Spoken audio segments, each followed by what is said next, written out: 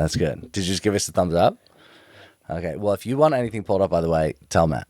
Okay. Okay.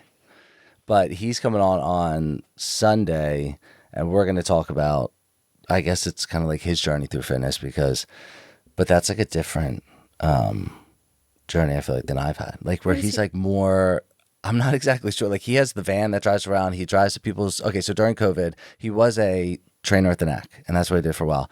And then during COVID, he took it on the road. So then he would go to people's homes and to kind of do group fitness, bring it to that. But his whole gym is in his like trailer. Oh, wow. Yeah.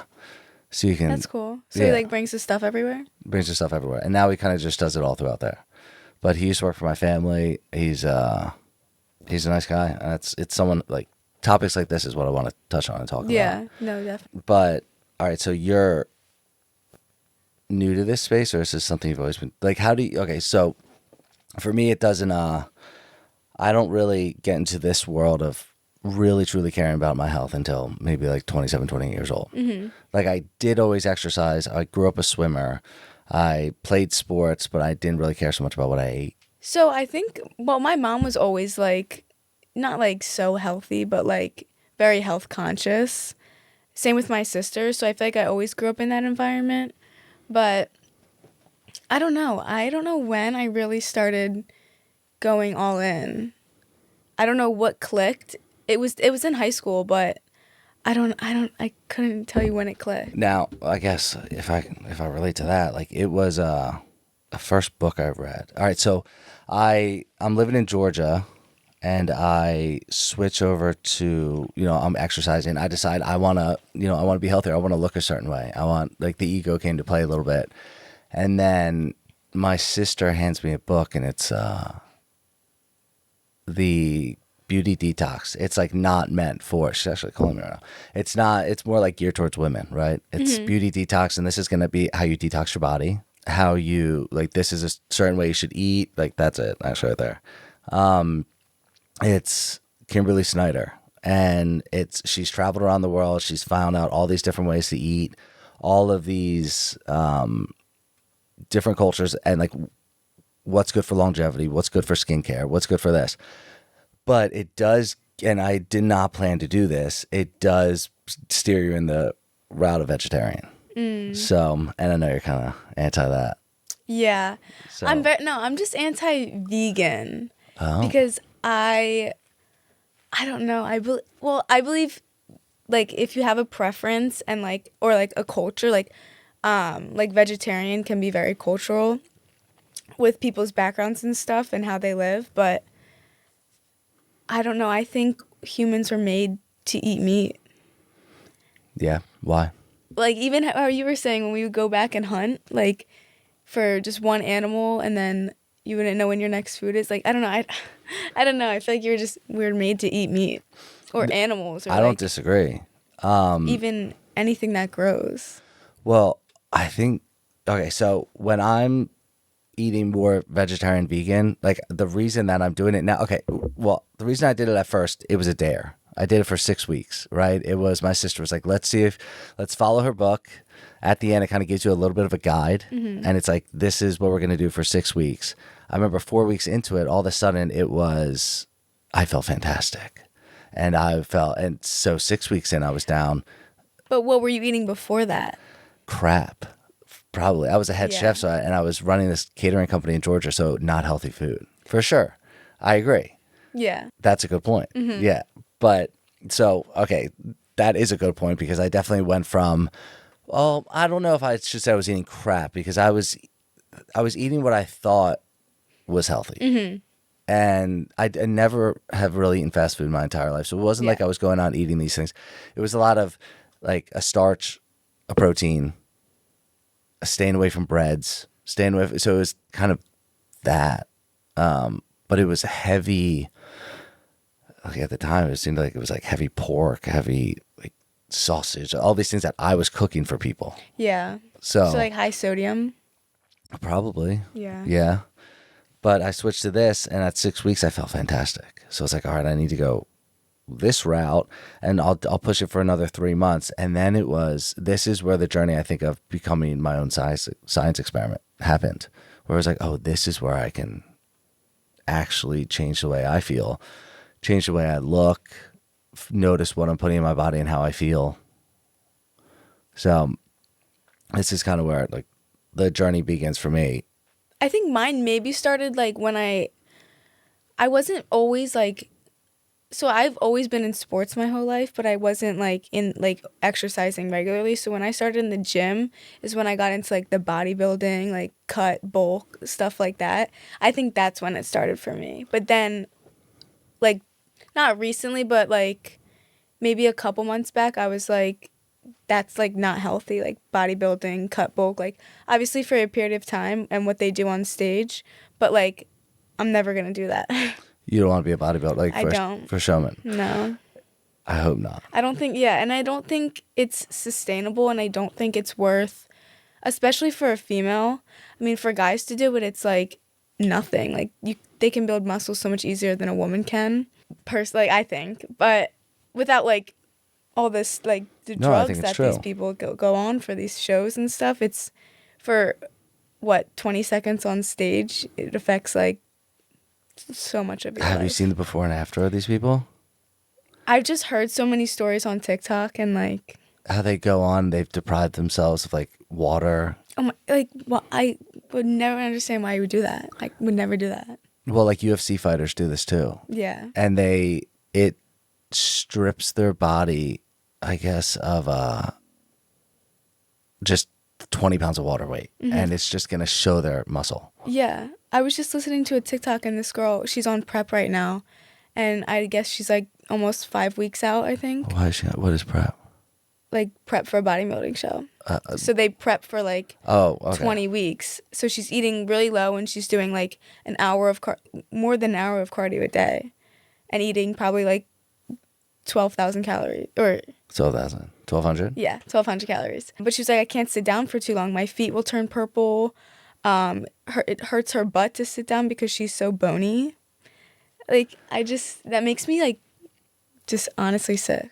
See, this is where I don't ever want to go down that kind of route of fitness to, I want to do it for long. I want to feel good. Yeah, like when exactly. I leave the gym, I want to kind of, I say I eat what I like to eat what I want, but that doesn't make sense because I want to eat healthfully, but not so much care. Like I think you mentioned counting calories when we were talking. Do you do this or you're counting your macros? Macros. I don't really look at calories. More macros, yeah. How much protein do you get in a day? Like what is your target? I was doing, I don't know, like that's why I'm still experimenting. I was doing like 150 and I would just like easily go over 150, but like I only weigh 115 pounds. Like, do I need that much protein? But then you see all this, like, it's so hard to know what's real. That's why I'm still experimenting. That's why I still count them.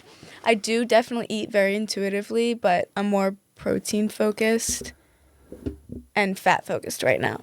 So you're on we're the complete opposite at the moment. Yeah. Well, you're training for a marathon. Well, not a half marathon, I guess. I don't know if I'll ever do a marathon again, but yeah, that's a lot. It's ridiculous. Yeah. And the recovery after that? You're screwed. Awful. Have you ever listened to anybody about running a marathon? My mom used to, yeah. Oh my God. Her knees, back, everything. The back is the worst. When I did run it, I could run a half marathon any day. Like that's fine. Mm-hmm. I can do that. But the marathon, I couldn't move afterwards. Your whole body is destroyed. Yeah. It's like a full body workout, or it feels like that saying you got hit by a truck is 100% true. It feels like that. It's insane. Yeah. But you know how you're saying it's easy to get 150 grams of protein. I don't understand when people say they can't get enough protein. I seriously do not understand at all. It's extremely easy. Even when I'm eating this way, which is more going to be plant-based at the moment, like I'm eating shrimp or I ate something at work the other day that's still going to be meat, but chicken, but it's very rare and it's a very small amount, but I'm still getting, I don't know how much I'm getting, but it's got to be 150, 200 grams easily. Yeah, but I feel like it's because people eat like just the horrible ingredients that I don't know. I feel like it's because what people come from, like especially when they're trying to be healthy, to what they've come from. I don't know how to explain it. Like they're growing up? Yeah. Not even that. It's just like, What do you mean? Like where they're coming from, like where they believe they got their diet from? they think they can't eat, like, based on, like, oh my God, I can't explain it. I don't know how to. So for me, where I think it is okay. If I look at when I grew up, my family was always kind of health conscious. Not, I don't think they were that health conscious. We weren't allowed to have soda in the house.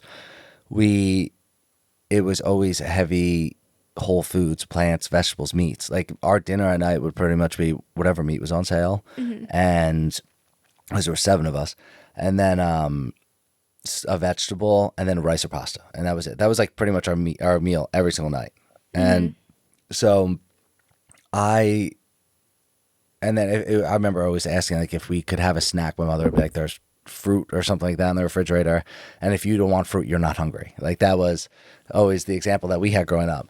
But I think where people get their knowledge from these days is maybe like TikTok or marketing, where I think most of their individuals' diets is going to come from what they're being told to eat. Like it's pretty easy to tell someone what to do. Oh my gosh, yeah. Especially with the protein bars and the protein this, protein powder that, all the nasty ingredients in that stuff. Well, I think there's a lot of misinformation out there, and it's okay.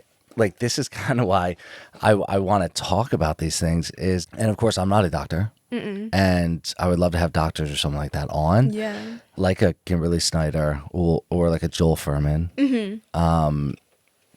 like Dr. Hyman, something like that. Oh my gosh, he would be a dream to meet.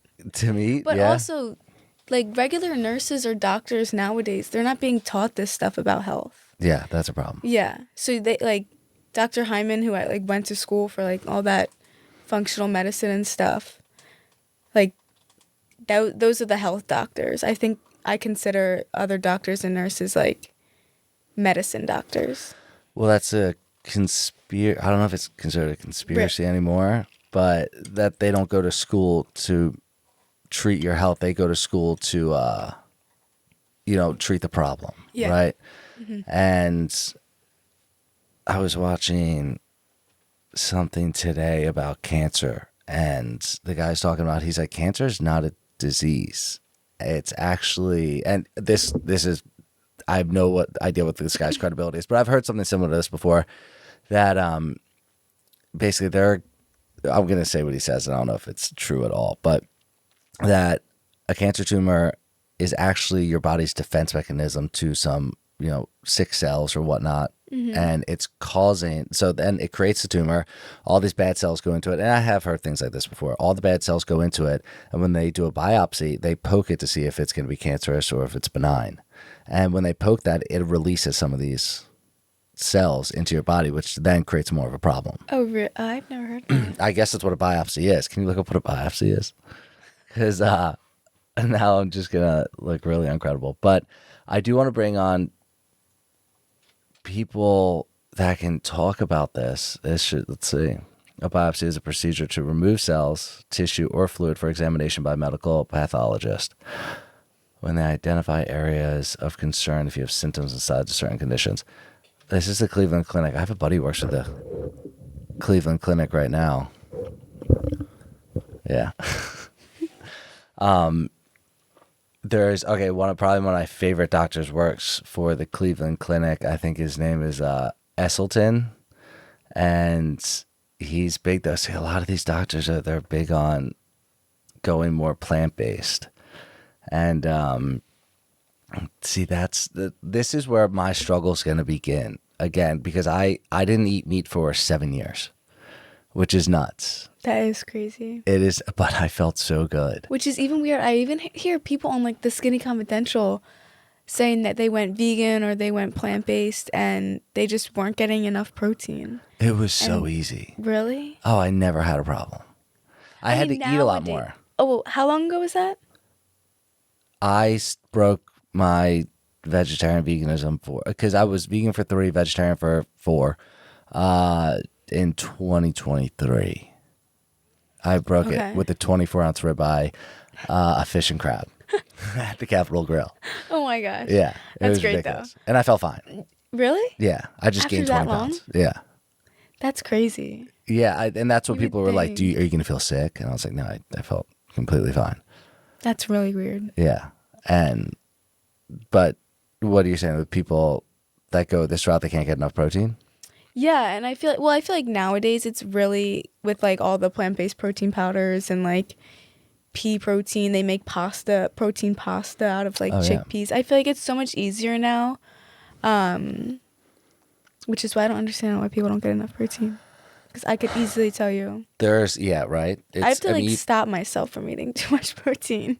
Yeah, it's I've never had an issue with it. Okay, so there's books I've read on this topic where there is never been a case of protein deficiency in the world unless it had to do with starvation. Oh, really? So there's this whole thing on like when it comes to protein, how much protein as a woman do you think you actually need? I know yours is a little different because you exercise. Yeah, I would say just 1 pound per body weight for everyone though. Look up how much protein a woman needs. You're going to be blown away. It's less than that, is it? It's extremely less. But depending on, it's so different for everyone. Okay. 1.8 kilograms. By the way, this is not. Oh, Do it in pounds. This translates to 0.36 grams of protein per pound of body weight.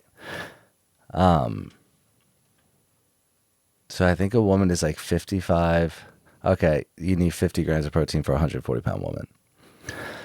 That's crazy. That Now, actually makes me laugh. And during pregnancy, it increases. Yeah, and then I think as you get older, so it increases. But for someone who's exercising, though, I think it's a woman. I think it's like 70, right? Now, for a male, I think it's only 75 grams, and if you're exercising, it's like 100. What? Okay, now this is gonna piss a lot of people off, right? But let's see, protein needs for a man, 150 pound man, pretty much same thing. Now there's the opposite of this where maybe we eat too much protein. Have you heard these? Yeah. And I kind of believe it. I do as well, which is why I don't know. I feel like I don't know. Have you ever tried it, or do you just always try to get that 150 grams of protein? I do. No, I am right now at least aiming for 120 to 130 because I feel like that's a good range. For how much I exercise, I am a lot more hungry, and protein's very satiating, and I just like protein and fats are what I focus on. Carbs, I feel like, not that carbs are bad. We need carbs, especially as a woman, but like they inflate me, I feel like. I think it's different as a woman too, like that you guys need more fat than men do. Yeah, no, definitely. Yeah, where I can go, like right now I'm pretty low fat, but I'm also trying to cut down another like few pounds. Yeah. And the easiest way to do it for me right now to cut down those few pounds is intermittent fasting. Oh my God, yeah. And a high carbohydrate diet and low fat. Yeah. Because my body's just using it right away. And what I mean by carbohydrate is I don't have an example here, but like I eat like a half a watermelon. Like 4 mangoes. Oh my gosh. And it's I like wish. grapes. And it's just like this giant bowl. Matt's seen it. It's ridiculous. And then my lunch is I fill up this like container, this giant Tupperware container of like farro, beans, quinoa, and then it's like spinach, broccoli, and then like I eat that throughout the day. Yeah. And like that's what I'm gonna eat. And it's just like fast burning. And then it's usually like 3 sweet potatoes at night. Oh wow. So it's kind of like a lot of food. Yeah. But it's low caloric. Right. So But are you satiated? Unbelievably. Really? And this is mine because I've made my body my own experiment, right? So this is kind of why I believe I'm satiated. When I'm eating crappy food, like say I go eat a hamburger or, like some greasy burger or something like that, or sugar, I'm really hungry all of a sudden, like shortly after. Oh my, like almost immediately. But when I'm eating whole foods, and that means like shrimp or chicken or something like that as well. When I'm eating whole foods, I like that those hunger pains are kind of gone. Yeah. Like I don't feel like talking about chemicals and food and such. I swear, whatever they're putting in our food, it's making me hungrier. Then that's what they do. That's why they do that too. The ridiculous number of obesity and hypertension. Look up how many people are overweight in the United States. I don't get it. Even with how much accessibility we have to everything nowadays, it's crazy. Or percentage of people are overweight. Do you know this number? Like 80. I think it's like 71, which is insane. That blows me away because 73.6%. 20 and older. That's insane, right? All right, what is the rest of it? Oh, see, they have these goals, right, of 36% to 42% of, 40. Okay, 25 to 29% Wait. of fat.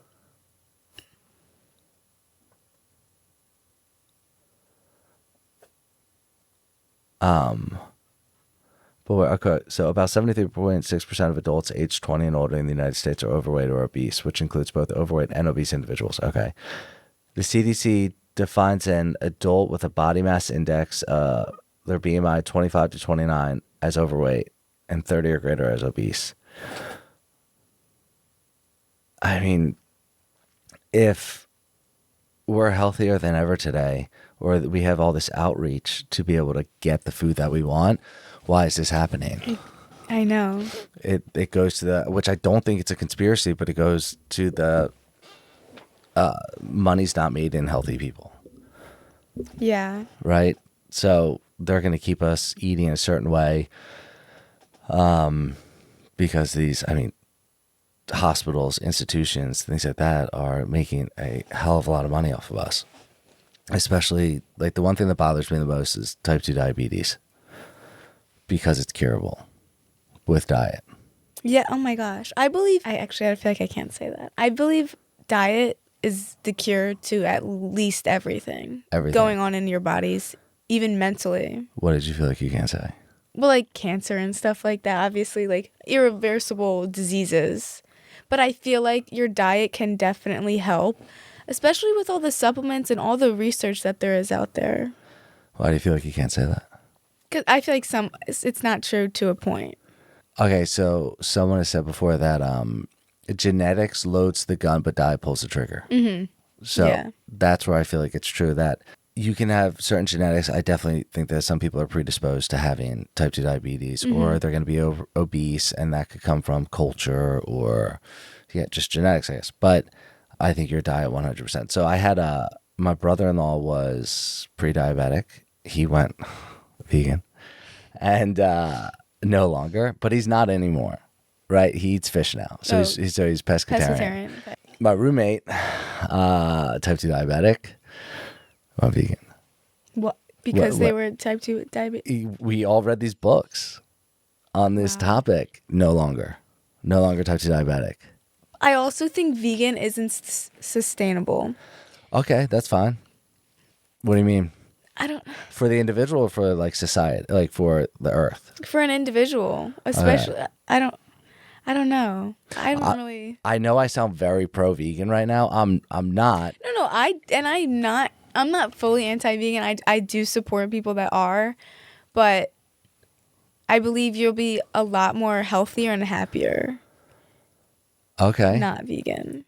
So I don't know if this was my experience because I'm kind of an extremist, right? So if I'm going to do something, I'm doing it, right? Yeah. And if I'm going to like go this route, I'm going to educate myself as much as possible. When I was like hardcore vegan, I mean, I wasn't eating honey. I wasn't eating anything if it came from a plant, right? Like I was straight vegan. And I did notice some mental issues that I was like, not like I was going crazy. I was just saying I was struggling with like lulls in the day a little bit sometimes. Yeah. I did have extreme burst of energy, but then eating meat at times, it has helped my mental health a little bit. And that's why I don't think I'll ever go back to being fully vegan or vegetarian. I still will eat meat at times, but there is, and I don't know if it's actually helping my brain, but the sometimes like eating a ribeye like feels fantastic. Like there is something that like lights up in my mind when I eat it. And like the nutrients, I don't know the exact nutrients and like minerals, vitamins that are in red meat, but like can you get that from anything vegan or vegetarian? Like what? Because I can argue this. Like in eggs, they say eggs are like nature's multivitamin. Ooh, they've also said the opposite. Really? Yeah. Why? All right, so I've read both sides of this, and this is where I like that. Because when I went the thing that I can argue a lot about this is because when I went that vegan vegetarian route for so long, I got a lot of pushback by everybody. So I had to make sure I had answers. Yeah. I had to make sure I didn't, and every time that I'd have a conversation like this, I'd be like, I don't know, and I didn't ever want to be wrong. So about it, like not like to sound egotistical, but like I was like, I don't know, maybe you're right. Mm-hmm. So I'd read another book on it, or I'd watch another documentary, or whatever I could to do on it. But I guess to kind of answer, one way to answer that is the only thing on this planet that makes protein is plants, right? So it's the only thing that can pull nitrogen out of the air, turn it into amino acids, which is the building blocks of protein, is plants, right? So all protein comes from plants in the first place. So some people say when you're eating a meat, right, it's whatever animal that you're eating ate that. True. So that is true. It's like, where does protein come from? It comes from plants. It's not like just a chicken was born and it was, it made the protein. Yeah. It had to eat something to get there. Mm-hmm. And so. Wow, that I actually never thought about that. Yeah. That's very true. So some people say when you're going to eat, by going vegan or vegetarian, you're just cutting out the middleman of the animal. And by going it, because so there's like 3 reasons why people go into like vegan or vegetarianism. You go in for the health aspect, or you go into the animals, like you care about the animals and you don't want to see them die or suffer or anything, and the environment, right? And whatever route they say that you take into it, you're going to come out that way too. So I went into it more for the health aspect, right? So I came out the other end, because it's like I cared about animals, right? Like I still do. Yeah. And I became actually more caring towards animals when I went that route. Like I don't know if there was this animalistic like thing that left when I stopped eating animals, because there's the whole theory too of when you eat the energy of an animal, like a cow or a pig or something that's been slaughtered, you're gonna now absorb that energy a little bit. Yeah. Which makes you a little animalistic. Mm-hmm. What about the egg shortage? What do you think about that? I think a lot of the birds were killed because of the bird flu, and that's kind of why we have the egg shortage. Yeah. I think they made that political, and that wasn't fair. Mm-hmm. It wasn't fair to either 100%. Side. Where I think they'll make anything political these days. Yeah. Right? It's not fair because they blamed it on Biden on his way out, and they were like, the egg shortage, he killed all these chickens. Not fair. But then they blamed it on Trump being like, he came into office and now we have to pay for more eggs are more expensive. I don't think it's fair. I think that there was a bird flu that spread across, and it's a pretty easily spreadable disease. Yeah. And they had to kill a lot of the chickens so we didn't get sick. So then our egg, but now the egg, I guess it's come down. So the prices have come down. But, that's one thing too is I'd love to have like a farm. Oh my gosh. What are your thoughts on having a farm then? 100%. Real, like my own chickens. My dad had something like that, and he had a pig that he grew real big. But the thing with, like, I 100% support going back to vegans and like animals and stuff like that. I support you like caring for animals and stuff, but I also think like now people say like grass-fed beef is the best, pasture-raised eggs, like make sure like the eggs and the chicken and the beef that you're eating is taken care of. I think I don't know, I think that's so much like to think about. To take care of it yourself, you're saying? No, like to eat taking care of animals, you know what I'm saying? Like they were taken care of, they were fed grass, they weren't fed grains or they say grass-fed, but like it could be grass-fed, but they were something cut, like they're not fully grass-fed. Like it's some other grain or whatnot they're putting in the food? But yeah, exactly, yeah. Yeah, that's a weird. I guess I know some things about it that I feel like I'm a little warped on this because a lot of my knowledge from it comes from when you take a cow and you have it grass fed, right? Say you have like a free range grass fed cow, it's taking a lot of land, right? So now it's going to affect the environment a little bit more. But when it comes to what they're actually eating, yeah, that's their natural diet. Yeah. Well, that's where the factory farming is not good because they're not feeding them that stuff. They're feeding them the things that they don't naturally eat, Exactly. Yeah. and it's making them eat fattier, and it's like not the good kind of fattier. Yeah. My whole thing of if I wanted to have a farm is to, yeah, I guess kind of control what's going in the animal, just like I kind of control what goes in my body. Yeah. Definitely. I don't know. This one's tough because the environment I grew up in, it like thank goodness my mother raised all of us to kind of eat very whole food. Yeah, you're very lucky. Yeah, which is I guess I kind of am because people aren't raised like No. that. Not at all. Like Just even basic nutrition, like it's very, very rare to find somebody. but your mother did this too. Not to that point that your mom did, though. I mean, that I wish I grew up with that. Not discrediting my mom or anything, but like I mean, I had a protein, carb, fat for dinner, but like I was eating pancakes for breakfast, Lunchables, but parents think kids should be eating that, and they shouldn't. Like you think you should grow up on pancakes and Uncrustables and I love Uncrustables. yeah. I do. Who doesn't? They're Yeah. addicting, yeah. But they make them that way, and they make them. They're just why would I eat that? It's not. There's no nutrients in it. Yeah, probably. I mean, I guess there's always going to be a nutrient in a food, but yeah, they lack. They're not a nutrient dense food Yeah. for sure. Okay, here's a book that I read that's not going to be geared towards veganism, but Salt, Sugar, Fat.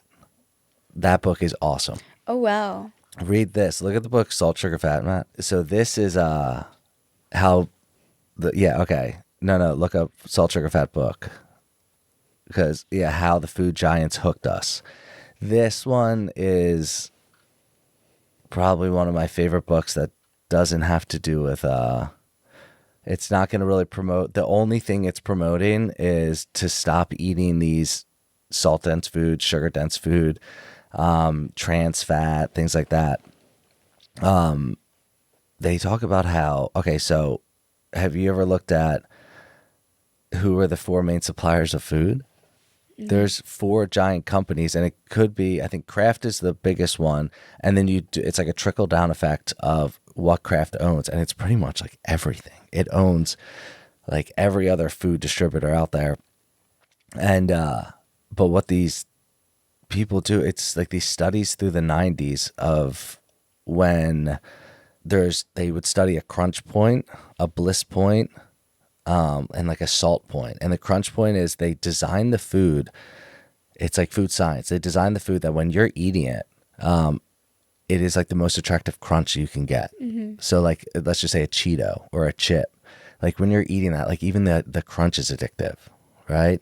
And then when you're eating a sugar, they've like designed certain foods that they know exactly how much sugar is going to like light up your brain. Like it's not just a little bit of sugar. It's not just too much sugar. It is like the perfect amount of sugar. They call it the bliss point, and how it just makes it addictive. And then it's the fat component to it that like makes you hungry again. It makes you hungry again. Reduce stress. See, like that's even like that's the first line that came up. Like a crunchiness is going to reduce stress. Like there's little things that do you remember, I think like 3D Doritos? Do you know what those are? Oh my god, yeah, they were like puffed up. Yeah. So they go into the book and they discuss like the invention of a 3D Dorito and a Cheeto, and how like if it's saying that it reduces stress, like that crunch is addictive. Or they put chips in Reese's cups. They put chips in Reese's cups? Now they put pretzels in them. They put chips in Reese's cups? Or like a peanut M&M. Well, that makes sense now, yeah. All that you're saying, like the crunch. I love peanut M&Ms. If I could have like a perfect candy, it's a peanut M&M. My biggest pet peeve is when people say, like at my job, I won't eat, like everyone eats the food there. I really won't. But it's like, oh, you just eat, like, I had somebody tell me, oh, you just eat healthy food. I was like, that's like not a, like an insult almost. It feels like. This is my biggest pet peeve. Yeah. Okay. So I eat a certain way, right? And I bring my food with me everywhere. I rarely eat out. Oh my, I always, yeah. I don't. It is very rare for me to eat out. Like Matt and I have eaten out a few times recently, and like that's rare for me. Mm-hmm. I don't do it, and it's.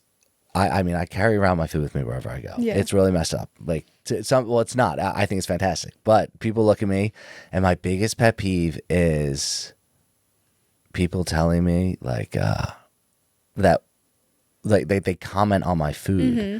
about how it's too healthy, Mm-hmm. or it's wrong, Yeah. and or they like look over into the dish that I'm eating. That one's actually like a huge pet peeve. And they like lean over, they're looking in, and they're like trying to analyze it and be like, I can't believe you eat that. I hate, like, that's why even like around my family, I'll eat like you can eat so much nutrient dense food, like a lot of it. And it looks like you're eating a lot, but it's like not, I'm not calorie focused, but it's not as high calorie as eating like a burger and some fries, as what people think that's like a small meal. Oh, weren't we talking about this recently, Matt? Where I brought this up, this woman, you would like her. I don't think she's vegetarian, but she eats a very plant-based diet. God, I forget her name. But she does this thing where it's like side by side, and she goes, oh, you think I eat too much. Do you know what I'm talking about? I see pictures on Instagram all the time. It's like this much fruit for this candy bar. Like you can like eat all this for that much. And then the difference between the fructose and the glucose. And then my biggest pet peeve is like, oh my God, my mom sometimes said to me, you're going to eat all of that?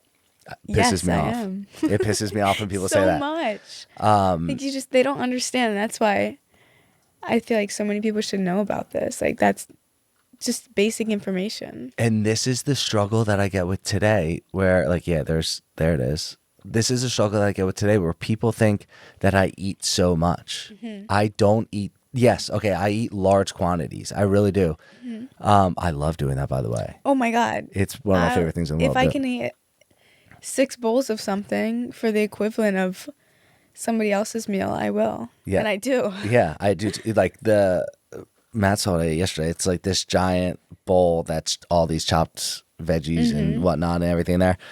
And I put it over rice, and people think rice is bad. I kind of disagree. Oh, but I used to. You used to think rice is bad? Yeah. Yeah. Well, because Dr. Hyman, I was doing Dr. Hyman's like 10-day detox.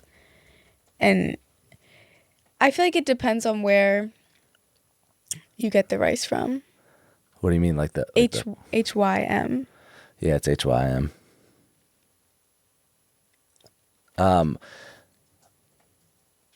Do you know? I want to go back to these pet peeves because I could talk about this for a while. Because I could vent. I could vent about this. Me But too. do you know what blue zones are?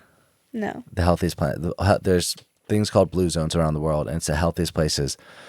It's gonna go back to vegetarian, but it's the healthiest places on the planet. And one is Loma Linda, California, and it's a large population of Seventh-day Adventists, and they live by kind of a vegetarian. They're not all vegetarian, but they live by a vegetarian way of eating.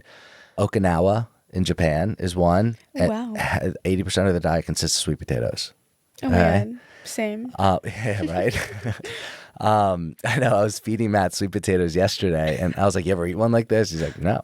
I was like, "Okay." Have you ever had it with peanut butter? I did yesterday. Every morning I have it. I literally can't stop. Yeah. A Japanese sweet potato with peanut butter. That's what I had him eat yesterday. Oh my God. Best thing ever. But the pet peeve of when people sit down and I'm eating food and they just comment and comment. I mean, it's one thing that like makes me so angry. Or they say ew. I fucking hate that too. I'm like, don't ooh my food. yeah. I'm not oohing your food. Okay. I should. Yeah. But that's where when I should. Yeah. Yeah, but I don't want to do that either. I don't want to ooh someone's food because then I kind of feel bad. But this is where what people think is healthy is not what healthy thinks is healthy. exactly. And I don't know where it starts though. Like how do you think this would start that you can get people educated on this? It's so hard because I feel like everyone's so sensitive nowadays So sensitive. to like it's just everyone has their own opinions and where they get it from and how they're raised and stuff like that.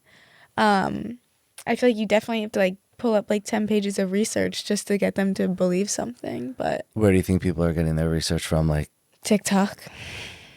But but I think it's very helpful. TikTok, but I also think it's very misleading because even I've been misled by so many things on TikTok.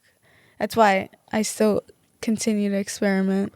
But you're your own experiment, right? Yeah, definitely. All right, what was the worst thing you've done though that you were like, God, I can't believe I believe that? And then Probably like all the fake protein. When I first started getting into the gym, like really strength training, like the fake protein powders and fake protein bars and stuff like that. And I went from eating like no fiber to 30 grams of fiber, and did horrible things. Like I was bloated all the time. I didn't know why. Horrible stomach pains. are you pro fiber or against fiber? Oh my God. Now I eat like 50 grams of fiber. Oh, But good. I didn't know that you had to, like, if you don't eat a lot of fiber, you can't just jump. Yeah, everyone knows. Well, people that are health focused knows how that would go, but I didn't. So it took me a while to learn that. And like your calories based, I think calories are very helpful when you're educated. I feel like you can't track your calories or macros even if you're not in a good headspace. Yeah, especially if you have like body dysmorphia or Yeah. something, like that's gonna mess you up because you're gonna come down on yourself. And Yeah. that's gonna suck. Like I've tried to track my calories before, and it's like this is why I don't do it because it screwed me up. Like I was trying to do it, and then if I'd fail at it, I'd be really upset. Yeah. Or if I feel like I didn't get enough, all of a sudden I was just eating something to just kind of match it. So like I don't like doing it. I get that, yeah. But when it comes to fiber, yes, if you're not used to eating like a fibrous diet or having fiber in your diet, and all of a sudden you go and eat some like beans or you go and eat something that your gut biome is not used to that, right? It takes like 5 to 7 days for your body to get used to that kind of fiber. Yeah. I probably, this might sound crazy, probably get 100 grams of fiber a day. Oh my God, good for you. Yeah, That's which amazing. is wild. I think it should be more about where's your fiber coming from, not your protein coming from. Yeah, definitely. The one podcast I was listening to, they talk about this a little bit, where it sets up your gut bacteria so much. Like it was on Skinny Confidential. They're discussing this. I don't know. Oh, I think it was Organic Bunny or something like that. Oh my God, I love her. So I like her a lot. Yeah. But she was talking about how it like the fiber will set up. Her website's so good too. She has everything. I don't think I went on this. She's everything. Oh, well. This I love because the chemicals that they put in makeup. I my grew up, gosh. I think I've told you, I grew up with 6 sisters, right? Yeah. Wild. The chemicals they put in this makeup is insane. And now I watch my nieces like buy Mary Kay and all these other brands that are just But then, horrible. yeah, and then when you tell somebody that, oh, the chemicals in that, you ruin them. That's the thing that I think is super, You ruin the person. yeah, like just they're like, especially a kid, but they don't know how harmful it is. No, I think there's okay, so one of my favorite topics on this is going back into the history of the human being's diet. Go back like 1,000 years, 2,000 years. Those books are probably my favorite because I think that's where we can get a lot of answers. People didn't used to put chemicals on their face. People didn't used to have the acne past like 13, 14 years old. People didn't have these issues that are now masked with let's put this chemical on your body and let's get rid of it. Where I think, okay, so kind of to your point earlier then, I think diet is going to cure any problem. I agree with you on this. 100%. Whether it is like some kind of chronic illness, diet I think can fix that. Change your diet. Don't take it like a pill. I'm pretty anti taking any kind of medications. I still do take ibuprofen and such like that. I just recently became anti all of that because I feel like if you have a headache, you should really look at why. Not, oh, let me go take some ibuprofen or an Advil. Oh, I don't take it for a headache. I take it after I do like a 10-mile run and I'm destroyed and it sucks. But then, yeah, I get that. But like the big thing is like headaches. Yeah. People like have a headache every day and they take that every day. It could be dehydration. I was doing that for a point, yeah. It's also, I was watching something recently about like the chemicals that we put in our body that are causing headache, like vascular restriction. Mm-hmm. And then it's causing like lack of blood flow to, I guess, what's causing a headache. But I don't know. I feel really bad when I take ibuprofen sometimes after a run because I know it screws up your gut biome. Yeah. Which is kind of the opposite of what I want to do. Wait, are you probiotics? Do you take? No, I don't take probiotics. Well, have you ever heard of coconut cold? No. Can you look that up? Coconut cold? You never heard of coconut cold? No. Oh my gosh, it's like a probiotic yogurt that, which is why I think TikTok is really good, because they'll promote so many things. Like, it's like so cool to maybe try. Yeah, there it is.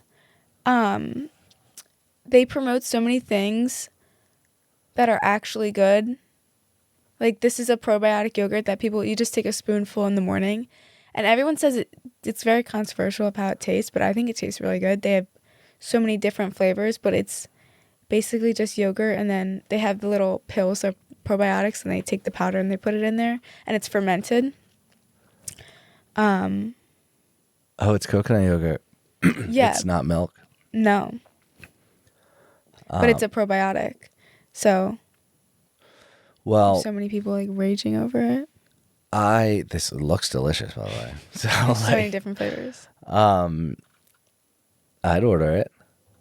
But this is again where we've taken away like the natural part of eating that we need to now supplement with stuff like this. I know, yeah. Like, so the big one for a vegetarian and whatnot is vitamin B12. So like that's a pushback that I would get constantly. So I'd have to find source for it, which was usually like nutritional yeast or like a supplement. So do I put it on my salads. It's extremely good for you. It's like spaghetti squash. Yeah. Oh my gosh. With nutritional yeast. See, this is what I'm pro now. Okay, like the whole journey that I've gone on with this is I went that route, right? I went kind of I went very hardcore into like the vegan and vegetarian, and I'm gonna eat this certain way. I mean, I didn't touch oil for a full year as well during this journey. So that means I wasn't eating out. I wasn't putting olive oil, seed oils, nothing in my body for like a year. And it was, I woke up never puffy, never bloated. It was fantastic. I felt amazing. It was just whatever came from this earth, I was eating it. Like if it grew out of the ground, I could eat it. Was it all organic? Were you eating all organic? As much as I could. Okay. But no, not always. Yeah. But I remember the first time I ate oil after not eating it for, I think it was a complete year. And I woke up and it felt like I felt like hungover. What oil? Chinese food. Yeah. It was the worst kind. Hot oil. Yeah. Oh, yeah. Like that's. Wait, so what were you cooking in? Water, mostly. Oh, wow. And sauteing in water, which is, you don't need. So that's another. So kind of along this journey, a lot of the myths that I'm told growing up were broken, which was awesome. Like you don't need oil to saute vegetables, and vegetables don't stick to a pan. They don't. True, yeah. They really don't. Like meat, you have to get a pan hot enough, and then it shouldn't stick to the pan, right? It was like, so I was breaking a lot of these beliefs that I had growing up. Like, oh, I must need, a tablespoon or two, and then I can cook things in it. Like that's not true. Or I need certain oils in my body. Like it's not true. All of a sudden, so like this is where going that route, I pissed off a lot of people for sure, because I was definitely trying to push my beliefs on people at a time. And I have to make amends to a lot of those people. I'm sorry, because I did like become a little too culty with it. But it made me like break down these old beliefs that I needed to eat meat to survive. I remember 3 days into it, I was so dramatic. I was like, I'm gonna pass out. I'm gonna pass out. I need meat. I need meat. I went and made a smoothie with just like avocados and spinach, and I was just like chugging it, like being dramatic, being like, I'm not gonna survive. Like it was that instilled in me that I needed meat to survive. Yeah. And then I started. All of a sudden, I'd wake up a little bit. Oh, this one was wild. In the first couple of weeks, I had so much energy that I'd have to like exercise in the morning and exercise at night so I could sleep. My gosh. Yeah, it was wild. And that's where like I felt it. And that's where I was like, all right, I'm gonna educate myself as much as I can on this. Yeah. And then I started reading books like The Healthiest Diet on the Planet, The Starch Solution. Have you heard of that? No, I've heard of The Healthiest Diet on the Planet. Same author. But Starch Solution is like the opposite, where you need to be eating carbohydrates instead of fats and protein. I'm not saying I agree with all this stuff anymore, but that's where I went low fat. Yeah. And his main thing was, yes, you need fat, okay, but not to the way that you used to think that you need fat. It's our body doesn't know it's 2025. It doesn't know that there's grocery stores everywhere. Back when we needed a lot more fat, and people are going to question this, but like back when you needed a lot more fat, you never knew when your next meal was coming. Yeah. So you needed to kind of gorge yourself to make sure that your body could use it as a secondary source of energy. I think what's crazy, I think when I was my leanest, which was last summer, is when I was eating like at least 90 grams of fat.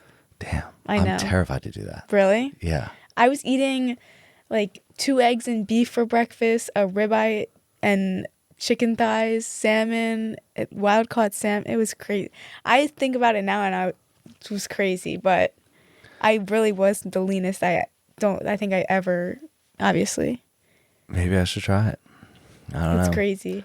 And I feel, just personally, I feel so much more satiated, like more fat, like satiated longer. Like I ate breakfast at 8:30, and I haven't eaten since. And I'm perfectly fine. What did I you probably eat? won't eat till like 2:00. What did you eat? I had ground bison, an egg, Oh, shit. avocado, cottage cheese, Wait. Japanese sweet potato, and peanut butter. That was your breakfast? That was my breakfast. Dude, good for you. Yeah. Oh my God, it's so good though. Do you know how many people, oh, I guess you do, will look at that and be like, that's disgusting. Yeah. Yeah. Like, let me eat some cereal for breakfast. I love cereal, but like I haven't eaten in a while. I'm kind of anti-cereal because of just all the sugars and stuff in it. Yeah. It's kind of a candy Luckily, carnival. there's so many, like, that's the thing. Like, with everything nowadays, there's so many good foods out there. Like, good, clean ingredient cereals. I could name like 7 right now. Like what? Lovebird cereal, Yeah. 7 Sundays. What's the one protein one? It's like, Magic Spoon. yeah. There's another one. There's the 3 Wishes. 3 Wishes. Yeah, that's another Yeah, one. I've Yeah. eaten those, and they taste good. They're good enough. Which was weird because when I did, it was 2016 or 17 when I decided to really make my body an experiment and go down this health path. None of this stuff exists. Well, it did, but it was really rare. I'd have to go to a place like Organon's Yeah. to find this stuff. Like it wasn't in grocery stores, so it was kind of difficult. That's the benefit of it was I had to cook all my own meals though. Yeah. Now you can kind of go to the store and get all of this stuff that we're talking about, Pre-cooked. Yeah. which I'm kind of anti to now Yeah. because that freezer section is full. Anti-freezer section. I'll never shop there. Besides frozen fruit and maybe frozen vegetables, because they're most nutrient dense there. So I've heard this. You're saying that if it's frozen, it kind of somehow becomes more nutrient dense. Yeah, because they freeze it at the freshest point, so the nutrients. Oh, So they don't, like when you have like a vegetable and you leave it in your fridge for a little bit, it's losing nutrients. And then when you cook it, it also loses nutrients. Or actually, don't quote me on that. I don't know. yes and I no. could be wrong. Yes and no. I think for some, yeah. Like- for others, no. Broccoli, like I know that they release like it's different, and I know they're different when you cook them, like the air fryer versus like the oven and stuff like that. I know something like kale. If you boil it, it actually becomes more nutritious. Yeah, But or like massage it. yeah, with like salt and such. Yeah. But if you cook other vegetables, they're going to lose their nutrients. Where I think the most obvious one is like, say you cook green beans or something like that, they lose their green, right? They kind of become brownish. And that's why I don't want to eat it. It's almost like I killed it. Same with broccoli. Yeah. I think the best way to do it is to just blanch it really quick in water. And then you're still going to have the green a little bit. Yeah. But yeah, that's something that I see. This is where I think about my food all the time. Where I'm constantly, as I'm cooking and as I'm eating it, I'm thinking, is this going to benefit me? Same. Yeah. Now, you don't do, I thought you did intermittent fasting. So you ate this morning. So not recent. I haven't been doing it fully recently. When I was going to school, I was really, really on top of it. But now, like with my work schedule, usually if I work at night shift, I'll start my fast at like 3:00 and I won't eat until. But I wake up really early and I like to eat before I work out.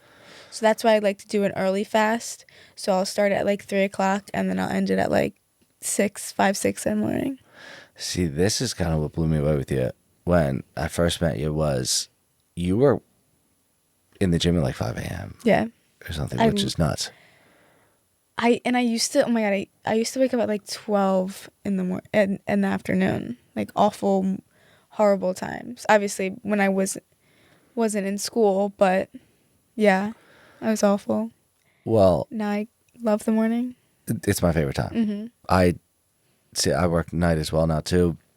But if I could, I still wake up around like 6 a.m. every day. Yeah, same. If I could, I would wake up at 4:30. There's just something different about it. I used to wake up at like 3:30. That's insane. Yeah. Like that one, I don't know if I could do. But 3:30s, but like that's like. Oh my God, peak hours for me. Like when I had the most energy too. You roll out of bed, awake? 100%. Damn. I know. Caffeine? Yeah, I would drink a lot of energy drinks, but honestly, and that's when I was like my leanest, and I wasn't, not that I wasn't prioritizing sleep. Well, I would go to sleep at like 7:30, but sometimes even when I would get up early, I feel like I had even more energy. When I wouldn't get like I always say I need 8 hours of sleep to function, but if I get less, I feel I even have more energy. No, this is my story as well. 6 hours is probably like good for me. Where I'm I don't know. I don't know if this is the extremist in me or whatnot, but it doesn't matter if I go to bed. I don't go to bed at 12:30 or anything like that. But if I do, I'm still up at 6. Yeah. Oh, 100%. People think they need this 8 hours, and it might be true. I don't know. Because sometimes when I get a lot of sleep, I'm great. But it's usually like every 12 or 14 days, I'll get that 8 or 9 hours of sleep, and I feel fantastic. But I mean, you're on a rocket ship alone. For sure, Yeah. Like you're not going to, I think we talked about this a little bit, you're not going to fit in with, others at this moment. But I love that. Yeah. Well, so do I. And am I going to like reach, there's only like a certain few people that I'm kind of trying to reach at the moment. Yeah. That kind of have these similar beliefs. And those are the people at the gym at 5 a.m. And those are the people who are eating the same way I'm eating. And those are the people who are, I see them in the grocery store. You can kind of pick them out, right? They look a certain way. Maybe I'm not very observant.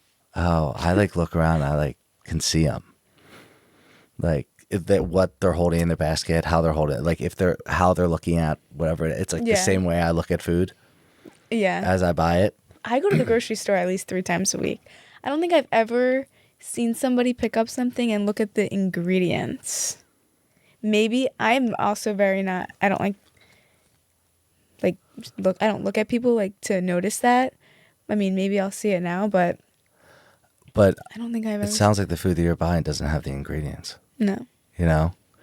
Like my food doesn't have ingredients. No. Well, let's see.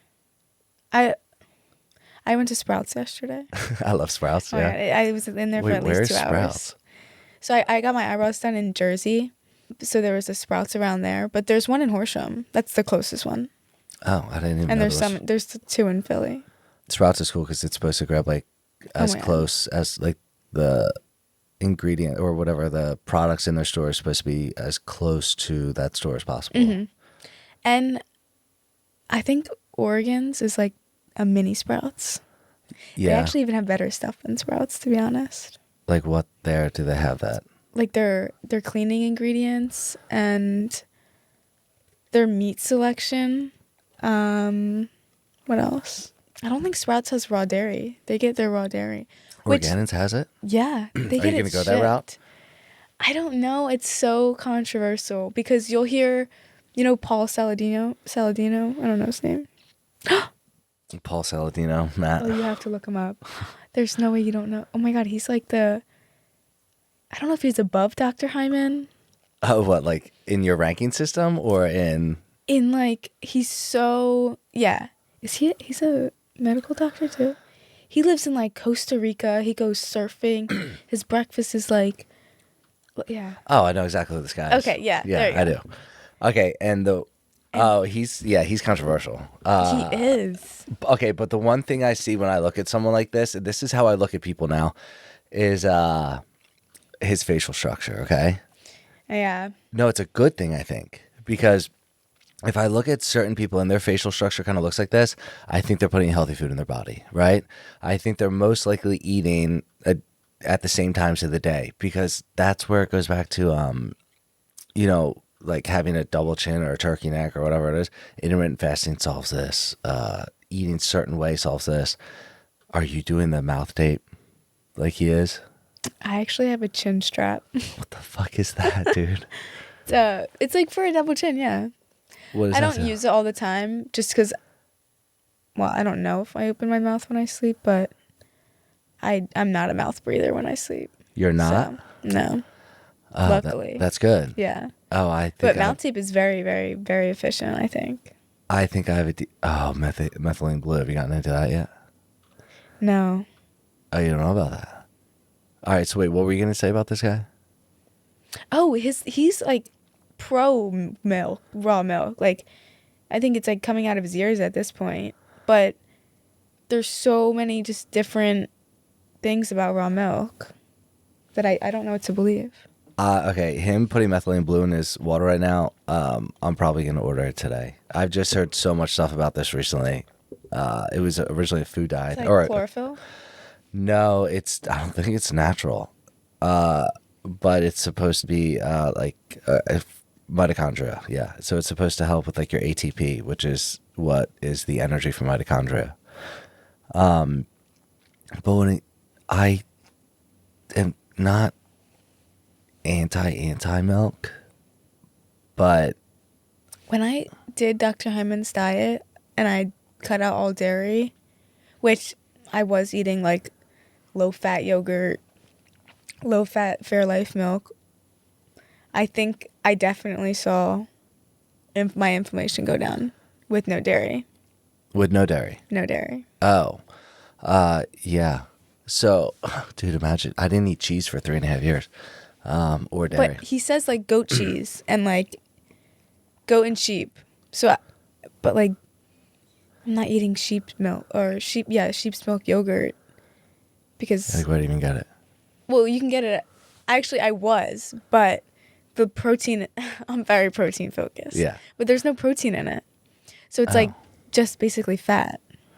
Well, Kimberly Snyder, that book we brought up originally, her thing is these are the cheeses you can eat if you're gonna eat cheese. So I guess she's vegetarian. Yeah, it's goat cheese. It's goat milk. Yeah. It's things like that. She's pro goat milk and Oh my god, goat cheese is so good. yeah, Feta cheese, it's like real. You ever get like the tube of the it? block. Yeah. Yeah, that's like I love that goat cheese. It's like creamy, almost like a cream Oh my cheese. god. Yeah. But methylene blue, it has to do with, I don't know, a lot of people have been talking about it now. I know a lot of like UFC fighters and such are using it for, it's curing every disease apparently. Apparently it's the new secret tincture that we're supposed to be using. Can you look at methylene blue? Wow, I've never. I think I've heard of it. I definitely have heard of it, but I didn't hear anybody talk about what it actually is. See, it's weird. A couple of these people you've talked about, I'm not saying I've fought back against it, but it's proving your point of like, everyone out there has something to say about health right now. And I think, okay, the activity of methylene blue is wide-ranging as it can inhibit soluble guanyl. I don't know what those words mean. A free radical of nitric oxide, modulate the NO cyclic. I don't know what any of this stuff means.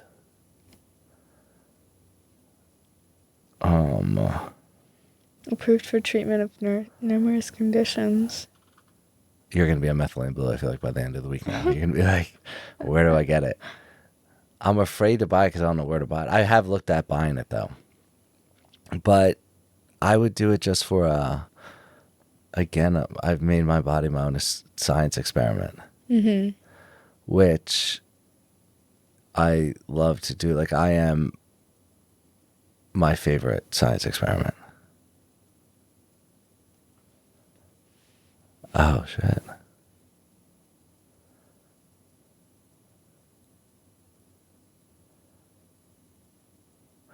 All right, so it reduces like oxidative stress, which is good, I guess, for like aging, wrinkles, things like that, Alzheimer's disease. All right, so if you heard, is it Alzheimer's or Parkinson's? That would be, are you still reading it? Yeah, but no, you're good. No, which part are you reading? No, I was just looking at the chemical process. I think I'm done, yeah. I think it was originally like a food dye or a clothing dye. Oh. Yeah. So that's where it gets controversial. Like, what exactly was it? So I do want to bring on someone. Are we? There's. I think I told you there's someone here that very pro Botox, right? And putting these things. You're very anti Botox, right? I am. Yeah. Honestly, and I wasn't a little bit ago. Why? Because of TikTok. No, just, I don't know. I think it's really cool, but I think everyone you see that has Botox, you can tell. And my mom's friend is like, just became like a nurse or something to do Botox, or she is a nurse and she just like got certified to do all this stuff for Botox, and she needs like people to practice on. And I'm like, do you know like what kind of Botox is it? Like what my first thought is like, especially with the COVID shot, it's like, what is it? Like what are the long-term effects? Like, I don't know. I'm very ingredient focused. Yeah. I mean, that's why I'm not like. And you never got that shot? Mm-mm. I was never even tested for COVID. Did you ever get it? I did have it, yeah. But when I was in Florida. I went on vacation to Florida and I got it as soon as I got there. How was that, in 2020? Yeah. Oh, nice. Yeah. See, I was living down there during all this. So. Oh my gosh. Did you ever get it? Yeah, I think like twice. I think everyone got it. Yeah. But what was so cool about living in Florida at the time was there was such a communal pushback on it. Oh, good. On getting, I don't know if we can say all that, but getting the shot that it was like fun to be part of. Like we were like, we're not fucking doing it.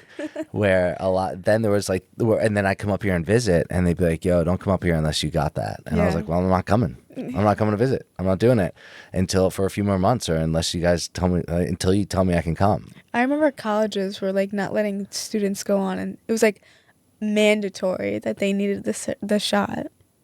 That's not good. Yeah. I don't like that either. Mm-mm. Where they were pushing out certain, well, that was like the passports and everything. They got a lot of people, right? Oh my God. Saying you can't travel and you may never again if you don't get this. And then there's 2 shots, and a lot of people only got the first one. I think there's 5 now. What? You have Johnson & Johnson, which was 1. You have Pfizer, which was 2. And then you also, like, those were compatible but different. But now you have all the boosters. I think it's up to 5. So it's the new flu shot. Are you a flu shot person? I was. Oh, shit. I've never gotten one in my life. That's another thing. My mother was a nurse, right? So, good. Yeah. That's actually very helpful. Yeah. No, my mother's a saint. And I really, thank God she was the way she was, because it was odd, because a lot of these people, it seems like nurses and such, they kind of push what they're told, right? Yeah. And then they sit in these I don't know, educational conferences or whatnot, and they're told to push these things.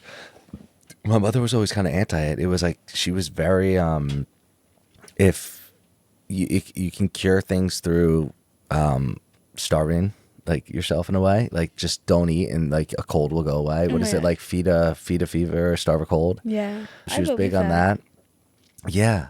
Well, that's why I love the intermittent fasting part, is not just for one, it changed the way that I felt, body, you know,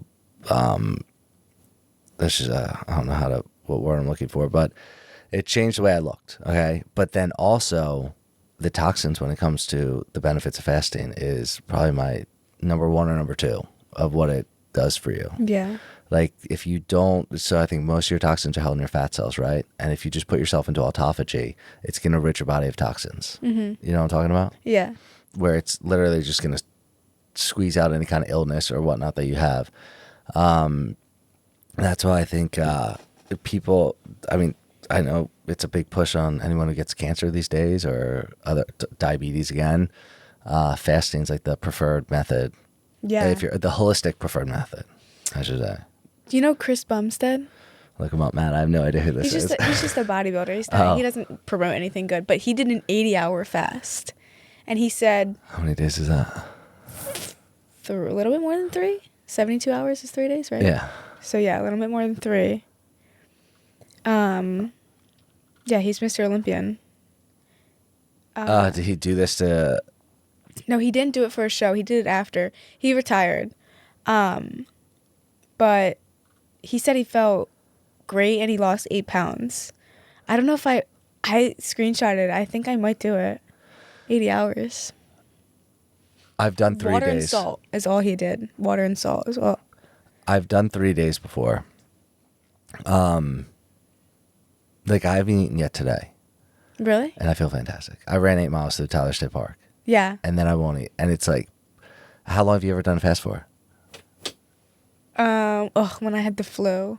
That was when I was heavy into doing it every day. It was like 18 hours. I think that's the longest. That's the longest you've ever fasted? Yeah. Oh, but man. I love food. I can't. No, I know. But I've done 3 days, and I've been told after doing that I should do much longer because like the benefits that I felt after 3 days, the clarity of mind, they say no. The one person who did it recently, they're like, you got to go 10 days. I feel like you have to get over that hump of like 5 to 7 hours. You get like I get stomach growls, and then once I get over that, like if I go to sleep after like 7 or 8 hours fasting, like when I go to sleep fasted, I feel so great. Like I get the best sleep of my life. But like if I wake up in the morning and I go to sleep really hungry, but I wake up in the morning, I could go longer. I just choose to eat because I wake to work out in the morning. When you first started intermittent fasting, do you remember? I guess I can only speak from my own experience on this. I remember being like, it's impossible. Yeah. Oh my God, definitely. But then as I started doing it more, I was like, oh, this is so easy. Like I wanted to do it, like because I felt so good. If you could like give advice to someone saying, all right, intermittent fasting, this is how you should start doing it, like day 1, day 2, day 3, how do you? I would say start 12 hours. Okay. 12 hours is like perfect because that's like you stop eating 3 hours before bed. Just like eat dinner at 5:30 and just don't eat after dinner. So start eating at 5:30 a.m. Then you're saying 5:30 p.m. Yeah. And then stop eating at like 6 p.m. So that means most people wake up like 8 something. So they're kind of fasted now. Yeah. For more than 12, that's like 14, 15. Yeah. Have you ever seen or like read anything about what eating before you go to sleep or like right before you go to sleep? Yeah. Yeah. And I'll definitely see it. If I eat before I go to sleep, it takes me so long to fall asleep. It like raises your insulin levels. Especially if you're eating carbohydrates before you go to bed. Yeah. It's going to spike your insulin. I have weird dreams if I'm eating before I go to bed. Yeah. It's kind of bad. I want to do like an experiment on myself with like different foods and like eating like my dreams and stuff because I have the craziest dreams some nights and I need to know what contributes to it. When you eat before you go to bed? Yeah. I'm afraid to ask what your dreams are. Like, just, like, weird, random, like, you hear people say, like, they dreamed that, like, very specific, like, realistic things. Mine are, like, just crazy random stuff. I notice if I stop eating at, let's just say 6 o'clock, I'm waking up not hungry. Yeah. I'm waking up not up, but if I eat at 9, 10 o'clock at night, I'm waking up hungry. Mm-hmm. And Same. it's, someone said recently about how if you go to sleep before you go to bed, it's going to raise I think it's your insulin. But then your body has to now lower it. It's going to raise it, so your blood pressure's up. It's going to have to lower it. So like by the time like a few hours even into your sleep, your body's now been fighting to Digest. and readjust. Well, that's another one is digestion when it comes to like immediately when you put food in your body. I think it takes up like 30% of your energy just is now forced to digestion. Yeah. Something like that. That's where you get like the lull after you eat, right? It's because your body's now just like all it's wanting to do is digest that food. Yeah. That's another benefit of intermittent fasting, though, is because when I first started doing it, I was like, all right, I'll wait till, because I thought I had to wake up and eat. Like I thought breakfast was the most important meal of the day. Yeah. And then I pushed it. It was like 10 o'clock. All right, I can not eat at 10. And then I remember it was 11 and then 12. After like a few days, I was like, oh, I can go a little bit longer. And that's when I found out that the hormone ghrelin, the That's hunger hormone. Talks about that all the time. It's a hunger hormone. You can manipulate it, right? So there's a reason why you're hungry at a certain time every day. It's because you eat at that time every day. Yeah. Like, I think, do you believe in like manifestation and stuff like that? of course, yeah. I think it's all like mental, like what you tell yourself. With like, because if I don't know, if I go to sleep knowing I'm going to eat in the morning, then I'm just like, I wake up hungry. But if I know I'm on a fast for like, but I usually eat very early just because I like to eat before I work out. But I think, I don't know, I think I could go more than 18 hours. I don't know, I might try it. Well, this is where like when I started this kind of, health journey of exploring, again, making myself a science experiment, these other pathways that I didn't expect to open started to open up, right? Where like talking about manifestation or talking about, if it's the law of attraction or just the power of my own mind, it was like I took back control of my mind a little bit. Like I didn't allow food to now dictate when I was going to eat, what I was going to eat. Yeah. Like that was a really cool benefit that I was like, oh no, like it's 2 p.m. and I get it like, and I've lasted this long. Like, let's just say I decided that I was only going to eat one meal a day. And like I took back that power a little bit. And it was like, all right, I'm not eating till 4. And now I've had like a little bit more control. And I felt really, and I do at times, if I still do this, like I feel really like proud of myself in a way. Yeah. But then I'm like, oh, what else can I do? So the fasting, you can absolutely do it. It's all power of the mind. Religions, I mean, every religion throughout the world has always gone into Fasting. Yeah.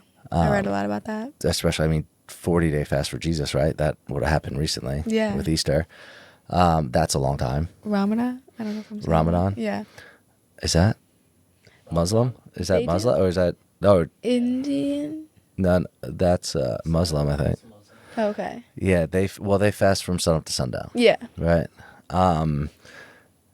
Yeah, but I don't know. Maybe I should do a fast. So it's the only problem with me fasting right now. My excuse is I'll do anything I want in my life, and if I don't, I'll make an excuse for it. And I'm about to make an excuse for this. I could probably do a fast, right?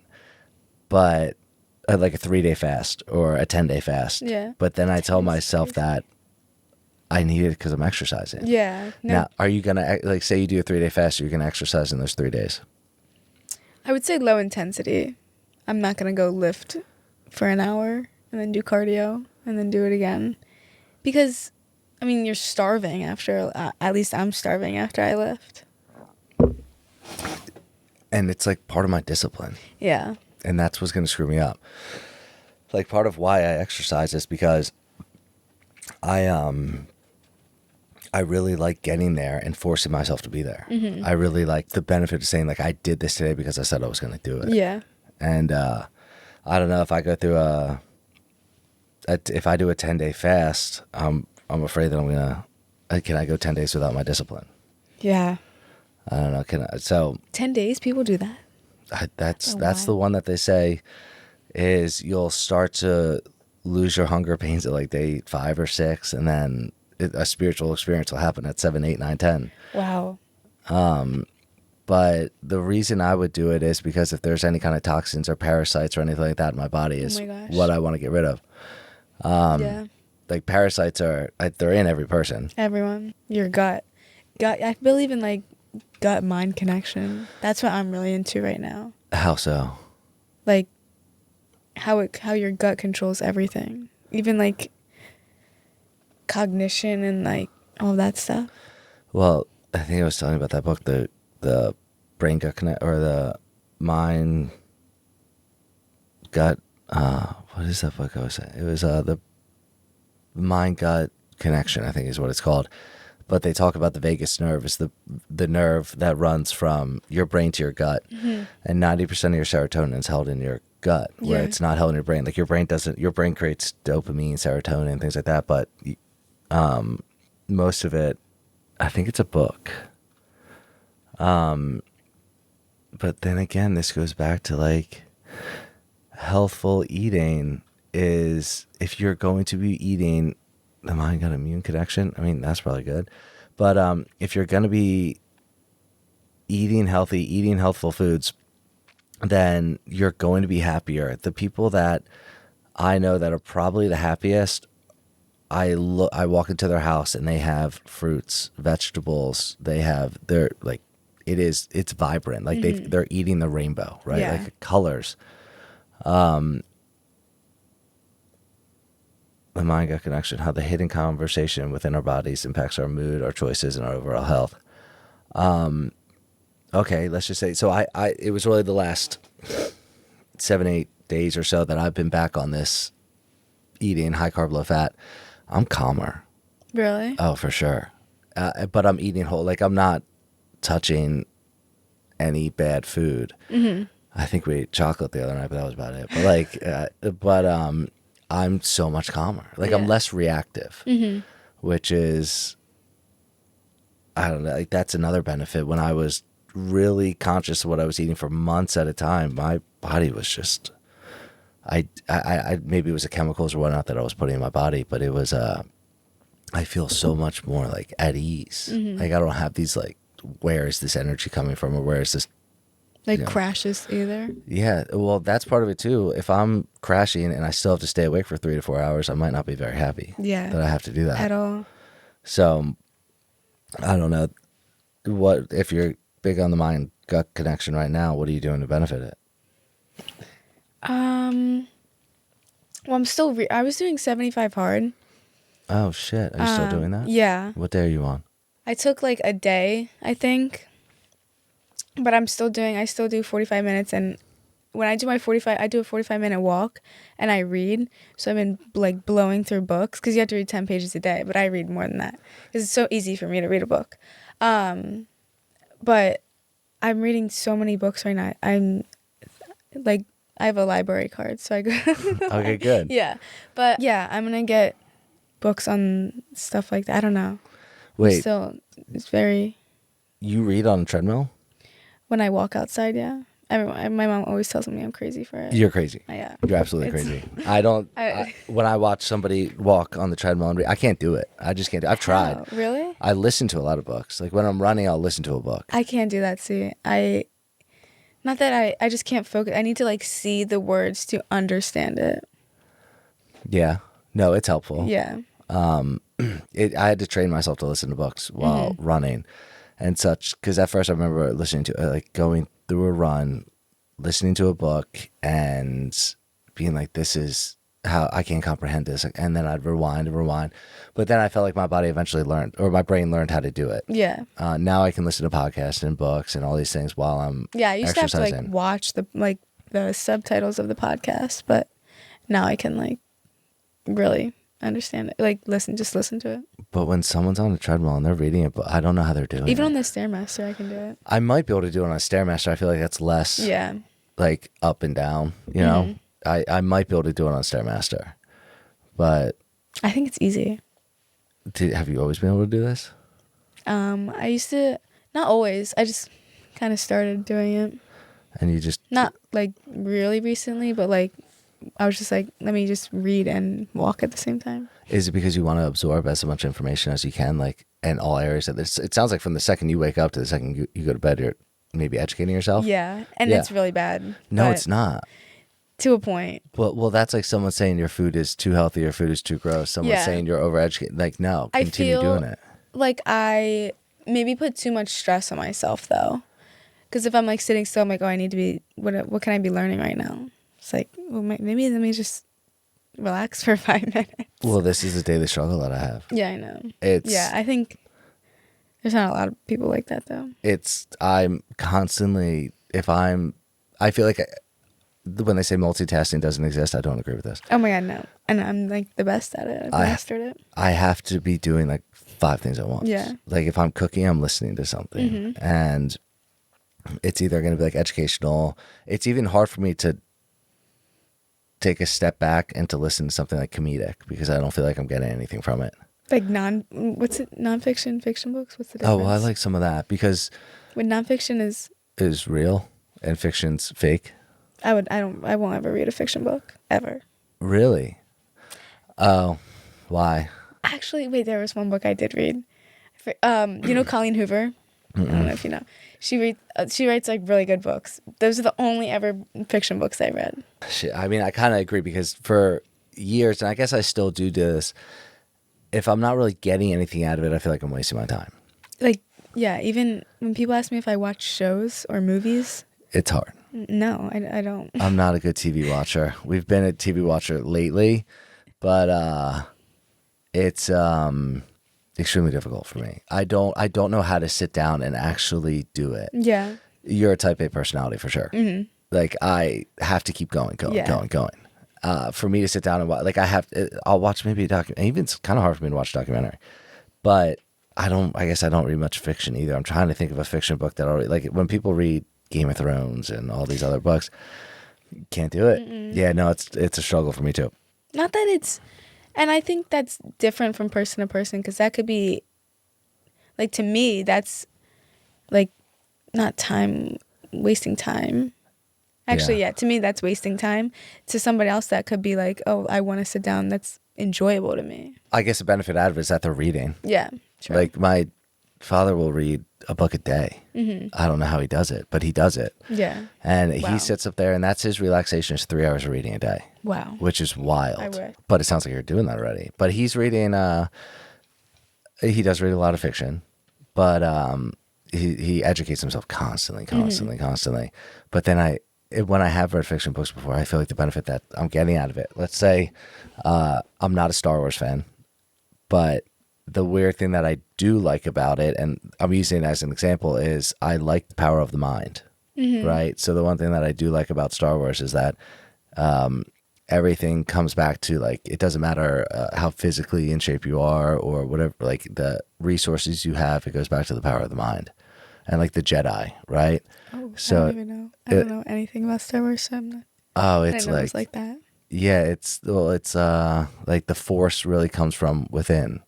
And like, so I like that concept of it, right? So there is, when I feel like I'm reading a fiction book or a fiction something, there's someone's putting in place, like this person got to this, became a Jedi because of, they trusted themselves or they used this benefit like that. But no, I think the book I just read, I finally read it, was Love Yourself Like Your Life Depends on It. Have you heard that? No. Oh, Naval Ravikant. Kamal Ravikant, it's his brother. But books like that, I was big on the self-help books for a while, which is... I still am. Yeah, I just read this and it made me smile it's only 61 pages. It made me smile the entire time because you're supposed to. But 61 pages, that would take me like 10 minutes to read. yeah, that's like a stair stepper. Yeah. Yeah. No, I know. Well, the book that I got, I think it's 170 pages, but the real original book is only 61 pages. And then he puts in another like 100 pages of an outline of how to practice these principles, Oh, okay. which is really good. But I was on this Journey Forever that I read, like the Four Agreements. Have you read that? Oh, if there's a self-help book, you should read. Yeah. Wait, and it's like, yeah, That one is There's that. Isn't that connected to like the magic, the secret, the this power, or no? Is that different? I think it might be the Law of Attraction. Those books are all Law of Attraction books. Yeah. Okay, those are the Four Agreements. Be impeccable with your word. Don't take anything personally. Don't make assumptions. Always do your best. If someone had a reading list of books, it would be in the same category for sure. My mom definitely had that book. She's very into like that's where I basically get all my books from her. So your mom, it sounds like your mom's. Now she is, yeah. She's like all into it now, but she wasn't for a while. What do you mean? Like, not healthy lifestyle, but like self-help, like educational books like that. She was reading like fiction books. Wait, when did your mom make this change? I don't know. Did you make the change at the same time your mother did? No. Who went first? I think I was first, but I Oh. wasn't I wasn't the one who got her into it. I think she just kind of fell into it herself. Do you But think that watching you changed? I don't know. I never asked her that. That's crazy. But now she is like very into like holistic stuff too. She just recently started working at a salon, and well, she's a hairdresser, and they use like all this organic color and like no dyes or not. Well, obviously it's dye, but like no like chemicals or stuff in like the like it's just like a very Eden Organics. It's in Newtown. Oh yeah. Yeah, that's where she works, and everything's organic. The person that owns it has like her own brand of like organic stuff. I don't know much about the hair because I'm a guy, right? Yeah. We don't care as much, right? But where I think if you started doing this before your mother, I bet you whether it was your mother actually watching you do it, or if just being around you does it, because I feel like a lot of times in my life when I'm going down a certain journey or a certain path, it's kind of rubbing off on people because I've been also the opposite of it, where I've been around people where I'm like, I just started picking up their healthy habits, or I pick up their bad habits. Mm-hmm. Like that's a big thing for me as well. Like I'm gonna pick up bad habits or good habits from people. Yeah.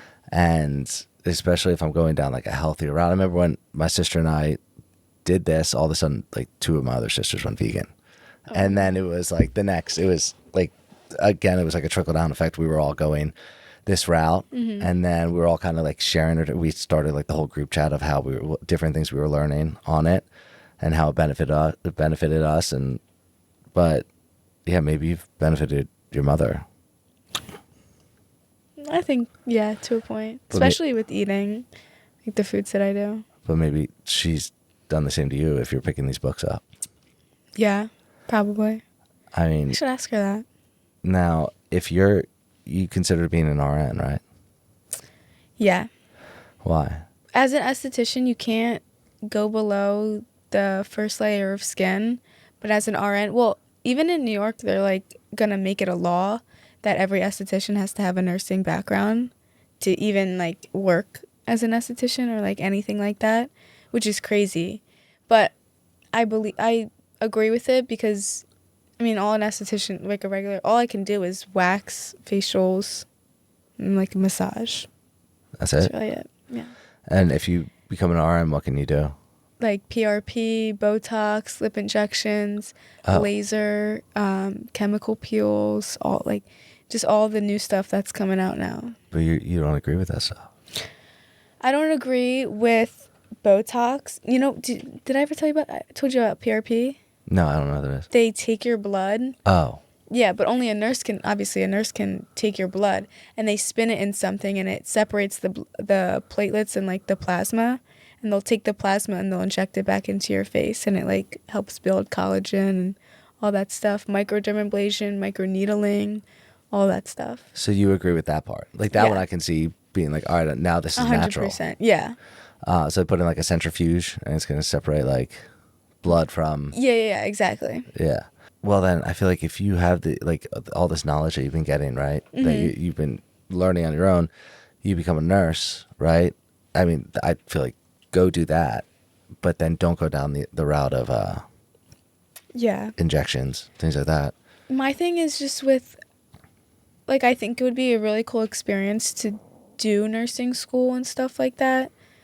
But I don't want to practice that stuff if I don't believe it. Yeah. I think of that as a waste of time.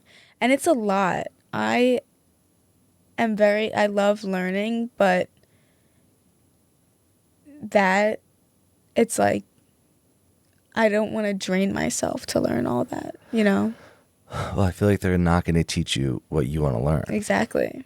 They're going to teach you how to treat a patient who's sick, not cure a patient before they get sick. Which is another thing, is like, I'm going to have to go through all that school, and I'm not even going to be working in a hospital or doing stuff like that. So, not that, I don't know. I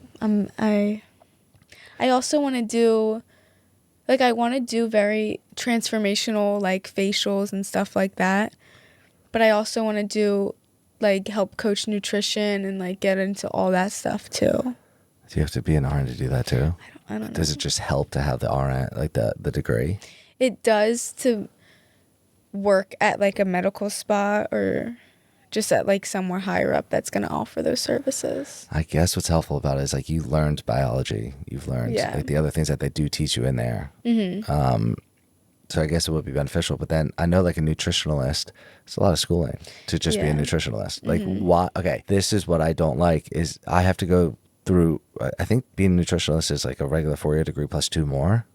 Yeah, probably. And I have to go through 6 years just to figure out what you're reading in a book. Yeah. Or what my own experiment.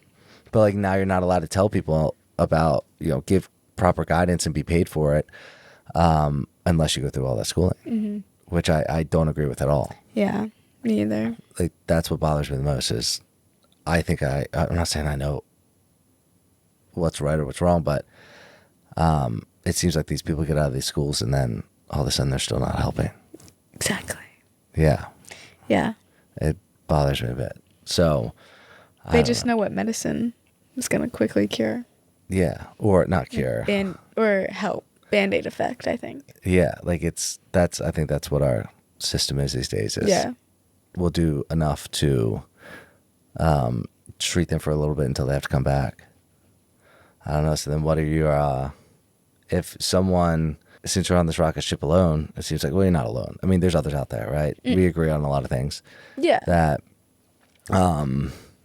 if there's someone out there right now, they're getting bad information, what would be like the easiest ways to, if someone's like, all right, they're, let's say, overweight or struggling mentally or whatever it is, what do you think the main changes that would be to help these people out is?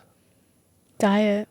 I would say really what makes you feel good and, like, go within.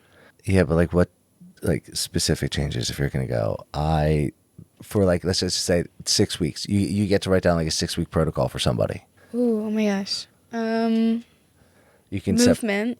Okay. Any type of movement, I believe. It doesn't have to be, like, even, like, Pilates and yoga is so popular right now, and I think that stuff is so good. Or even just walking. Like, a walk a day, that helps me so much. No, I agree with you. Just walking. Any kind of movement. Yeah. Fruits and vegetables. Pro that. Like, every day. I would say reading and, like, meditation, quiet time with yourself. Gratitude has been life-changing for me. I think gratitude every morning and every night, and write down something you don't want to forget about that day. Damn. I did not expect that answer. That's an awesome answer. Yeah, those are, like, things I do every day. I try and do every day. That's, like, very, like, mature answer. Like, it really is. Like, most people are not going to give that answer. They're going to be like, go hit the gym, eat this amount, count your macros, da-da. You gave the best answer that I think someone could give. 100%. I think it starts, because you touched on the mind, it sounds like greater than you're going to touch on movement or diet. Yeah. But I think when I'm the happiest, healthiest I am in my life, I have a lot of gratitude. Oh my gosh. When I try not to hurt people, and if I do, I try to make amends to them pretty quickly. Mm-hmm. Before I go to sleep, I try to think of any kind of wrongs I've done, and if there's anything I can do to change it. If there's areas of my life and people that I think I need to mend things with, I try to do that. But yeah, I didn't expect you to give that answer at all. I strongly live by it's so hard to be unhappy if you're grateful. Shit. Yeah. I was listening to this one. And there's so many things everyone can be grateful for.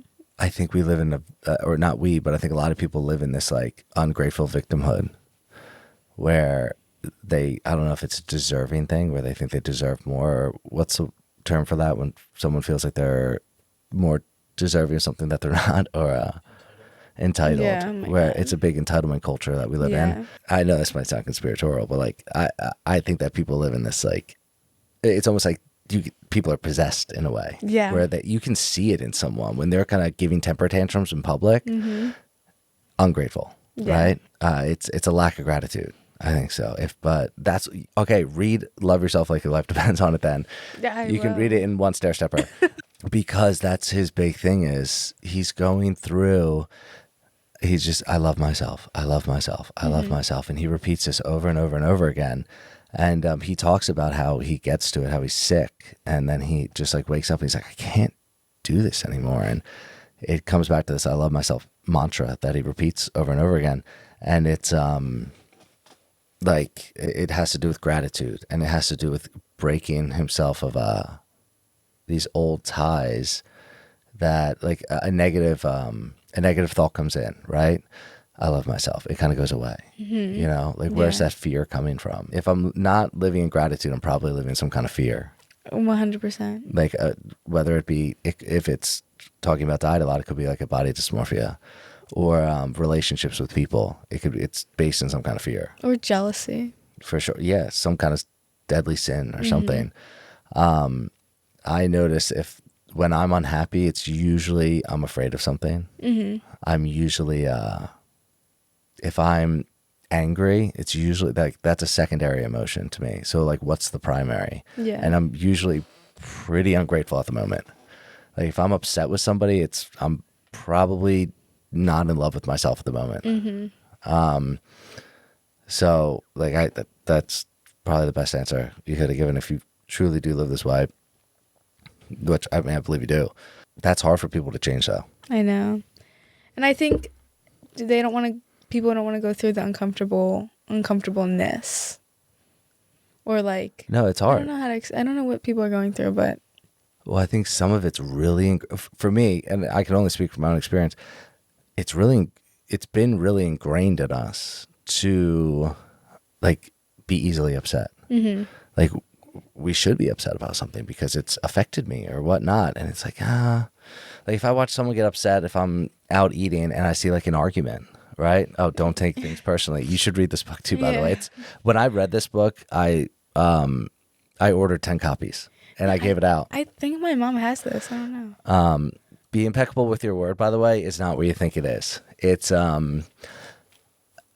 mean, if you do read the book, I don't want to ruin it for you, but it's, impeccable with your word is not what you think. It has to do with, be careful with the words that are coming out of your mouth. Yeah. Like they can cast spells. That's just, the same thing with what you think about, I believe. Yeah.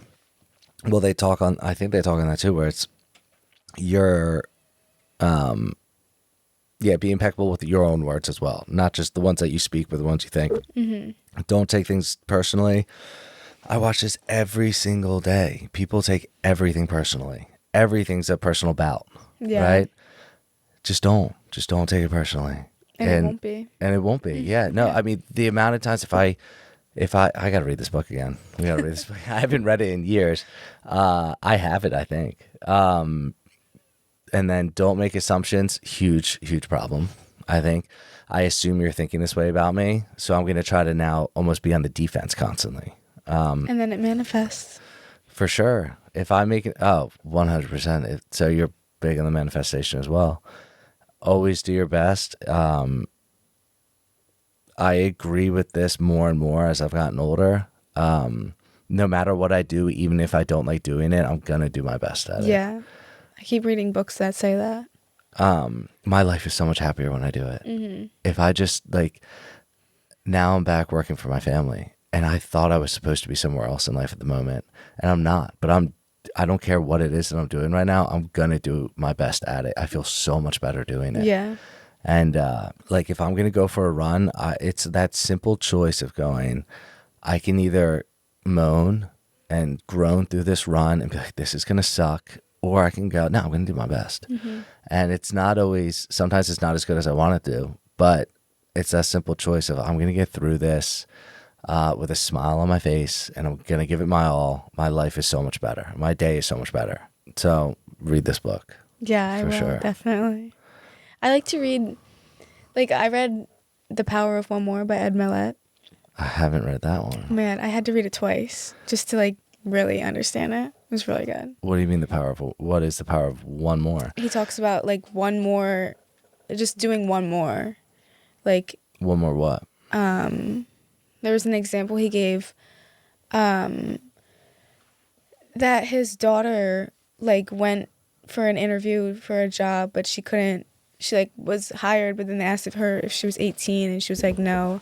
So then she obviously didn't get the job, and she walked out, and she called him to pick her up, and then she saw that there was a coffee shop or something next door, and she walked in there, and they were hiring, and she got the job. And it was like just like the power of doing one more. Okay, so kind of, I mean, even doing this right now, like, I don't think Matt and I a year ago were planning on doing something like this, but I guess I kind of try to live my life on doing that right now. Okay, so like, let's just say I fail at something. I can just let it be considered a failure, or I can get back up and just go do something else, Yeah. or go try again, or go do one more, I guess. I think I feel like this is a big drive in my life that I don't even realize it, especially when it comes to, exercise or discipline or whatnot. But on a funnier aspect though, like if I'm a former drug addict, like the power of one more is not good for me. This is like the opposite. Can you stay sober for one more day? Fuck. Yeah, you can. Like, you can do anything for one more day. And then you just keep doing it. You just think of, because we only have today, if you think about it. We don't have, no one's guaranteed tomorrow. So can you just do it for today? Shit, Lauren, you know you're way more. I read it twice. I had to. It was really good. Yeah. Damn, that's a lot deeper than I thought it was going to go. Because that's what we're taught now, which is the power of having one more day sober. The power of one, because especially in early sobriety, it's the power of one more hour sober. So one more hour of, just getting through each day. But yeah, I was joking about it being like but it inactive really addiction. helps when you think about it like that. Just one more. Like, you just keep telling yourself, you can do it for one more day. So are you into like the David Goggins and the...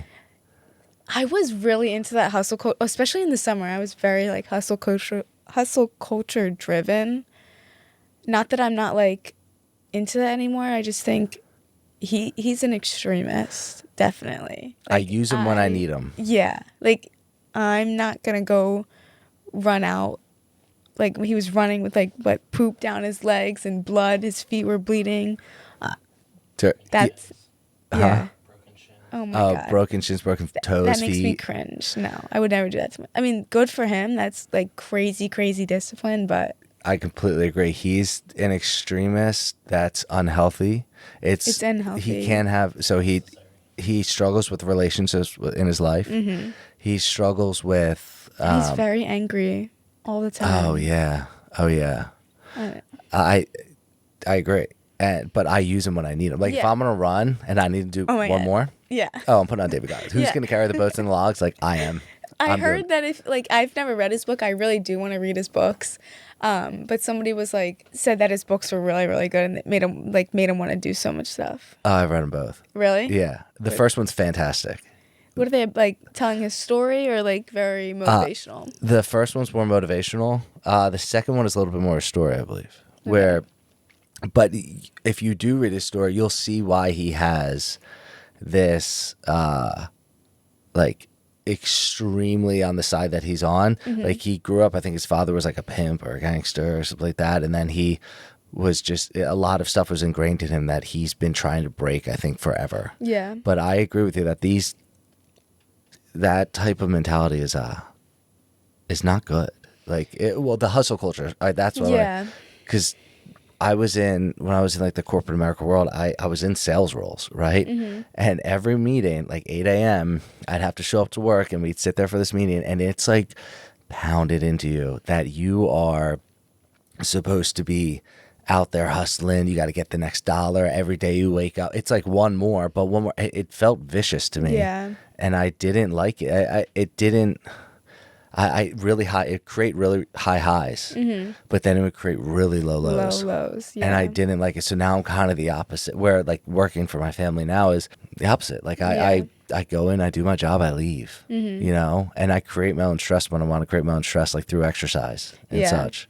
But no, I'm kind of anti the hustle culture. I think it creates a lot of bad in the world. Like when you go and try to ruin someone for money. Oh my God, yeah. That's why I'm still so confused on what I want to do, especially, I don't know, like with my future and everything. It's like I want to avoid that at all costs. Like, good.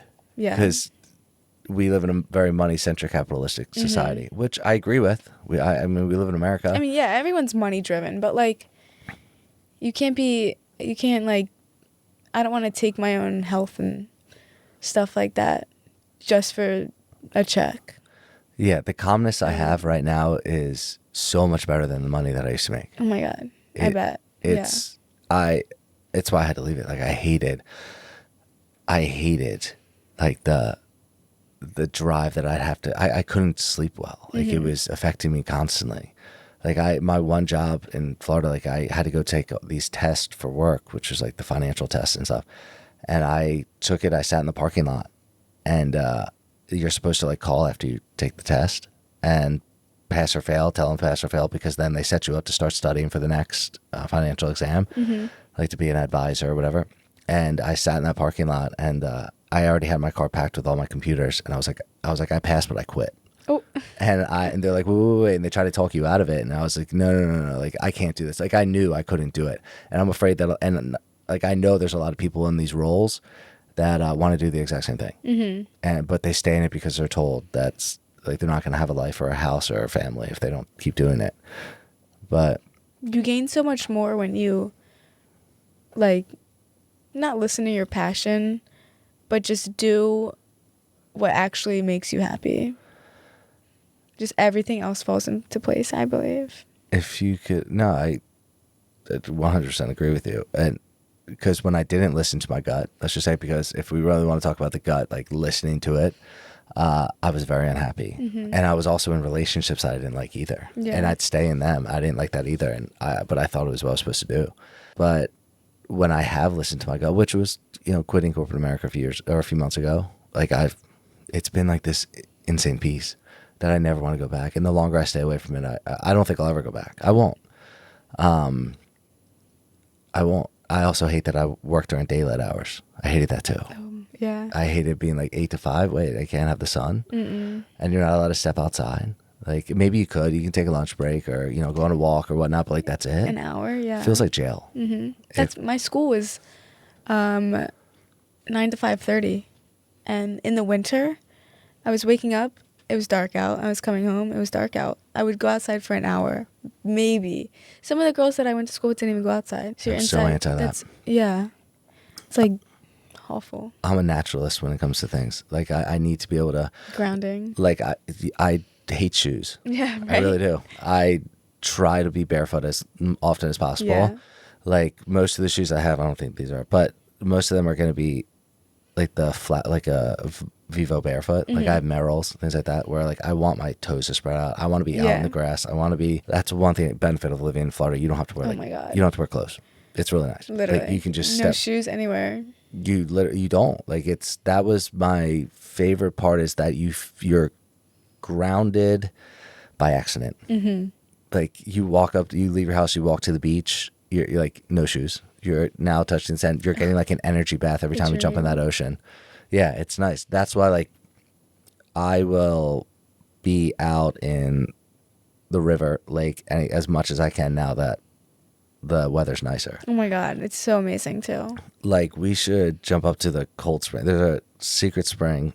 It's not that secret, but It's, I think, the second largest in this area, but it's a cold water spring. Oh no. But it's 51 to 55 degrees year round. Wow. And I can't believe I'm talking about it on here because I don't ever bring people there because it is, I mean, it's probably the size of, like, there's a pool in the backyard, right? It's maybe a little bit bigger than that, but it's crystal clear, like fish don't live in it, and it's fed by an aquifer under the ground. And it's probably like 15 minutes from here. And I don't think you're supposed to swim in it, but I do. And a waterfall comes off of it, and you go into it, and it is gosh. just this, it's like an ice bath. It's a natural ice bath. And I stay underwater for like 8 or 10 minutes. And then I come back out, and it's like this, I feel like cured. Like if I had any stress for that day, it's weird. My body's all of a sudden hot. Wow. And I feel like elated. It is amazing. And it's right up the road from Fog Lifters, Matt. And it's things like that where, like, I want to, if I go back to that world that I was living in, it removes me from like this natural state. And I feel like that's a conspiracy that they want this to happen. Oh my God, yeah. And then we just become this consumer nation, that these things are going to make us happy, where I think really just stepping outside in some sunlight and on the grass for a little bit is going to be the cure to most of my problems. Yeah, but who's going to do that? People look at you crazy if you say that. Yeah, I know. Until you actually go do it.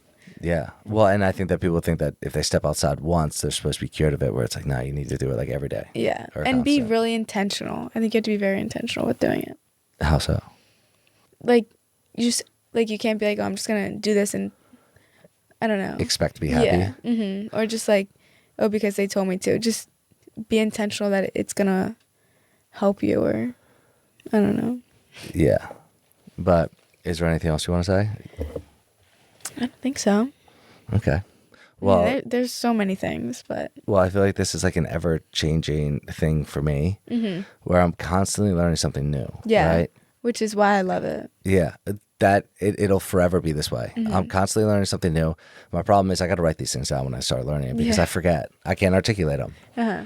but I know them. Yeah. You know, there's a few things I'll pick up from it, like whether it be diet, exercise, sunlight, any like little simple thing. Most of it usually comes back down to like a naturalist type of approach to things, like meditation, manifestation, food, eat, sleep. Like it comes down around those Yeah. 5, right?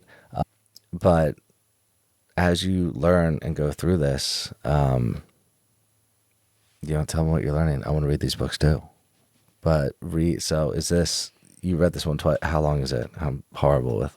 No, it's not. Can I it's listen like, to it? Yeah, I think so. It comes in audio. Yeah. Oh, Kindle yeah, it does. audiobook. That one's really good. Today Matters. I forget who it's by. Oh, so you're big on like living in this today. Yeah. Well, Okay. just recently. What else? The Law of Attraction ones, The Secret, The Magic. I love The Secret. Yeah, my they're mom all really forced good. me to read that at 14 years old. Oh my God, they're so good though. And They're easy reads too. they're easy to understand Yeah. and comprehend. Like people, they got a lot of backlash on that, I think. Really? Yeah, they were saying that the woman who wrote it wasn't I don't know, I think she got into some trouble or something. But I don't know. I could be wrong. But I love that stuff because it's pretty basic human nature, I think. But yeah, I need to get back to reading these types of books because I feel like I'm back on this type of journey where I can start applying these things in my life again. Yeah. So, yeah, next, read 4 Agreements. And, yeah, well, I appreciate you coming on. Thanks for having me. This is Yeah. great. Yeah. Cool. Thanks, Lauren.